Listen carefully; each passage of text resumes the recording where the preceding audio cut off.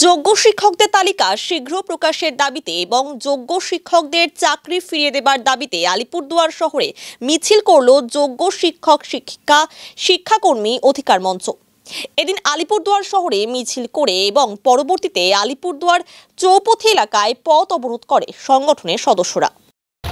অবশ্যই আমাদের এই পথ বেছে নিতে হবে, কারণ আমি একজন যোগ্য শিক্ষিকা, আমার নাম মৌ দত্ত, এবং আমার সরকারের কাছে একান্ত প্রার্থনা যে আমাদের যোগ্য আর অযোগ্য যেন সেগ্রিগেশন অতি সত্বর করা হয়। আর তারপরেও যদি ওনারা না করেন তবে যত শিক্ষক শিক্ষিকা আছে যারা যোগ্য তাদের কিন্তু মৃত্যুর জন্য এই সরকার দায়ী হবে। এই জন্য আমরা আজকে এই রাস্তায় এই পথ নিয়েছি। আমরা যোগ্য অযোগ্য সেগ্রিগেশন চাইছি, সেটা তো আগে কাজে হবে, তারপর তো আমরা বুঝবো না। সে তো আমাদের সরকার কথা দিচ্ছেন কিন্তু কথা তো রাখতে পারছেন না। আমাদের নিজেদের চাকরিটা ফেরত চাই, যতটা সম্ভব তাড়াতাড়ি ফেরত চাই। আজকে আমার বাড়িতে আমার মা বাবা বয়স্ক আছেন, তাহলে ওনারা আমার উপর ডিপেন্ডেন্ট। আজকে যদি আমরা এই মাসের বেতন না পাই তাহলে আমার সংসারটা কিভাবে চলবে?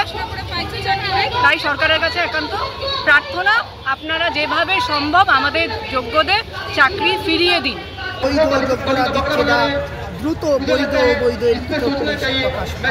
এটা হচ্ছে আমাদের ক্ষেত্রে আমাদের সদুত্তর বলছে এসএসসি বা শিক্ষামন্ত্রীর সঙ্গে আমাদের যে বৈঠক হয়েছে তারা আশ্বাস দিয়েছেন যে তারা দ্রুত বৈধ প্রকাশ করবেন, সেই আশ্বাসটুকু এসেছে। আমরা গত বড়টা এই কারণে বেছে নিয়েছি যে জনসাধারণকে জাগরণ করবার জন্য যে এই যে এসএসসির যে দুর্নীতিমূলক প্রক্রিয়া করেছিল, সেই যে প্রক্রিয়াটা কেন করেছিল তার মধ্যে আমাদের তো কোথাও অপরাধ ছিল না, তবে সবাইকে কেন বলি দিতে হচ্ছে সেটাকে জনগণকে জানানোর জন্যই আমরা একটু পথ অবরোধ করে সাময়িক কষ্টে যদি জনগণ কিন্তু তাদের ভবিষ্যৎ প্রজন্ম যেন এই কষ্টে না পড়ে সেই বার্তা।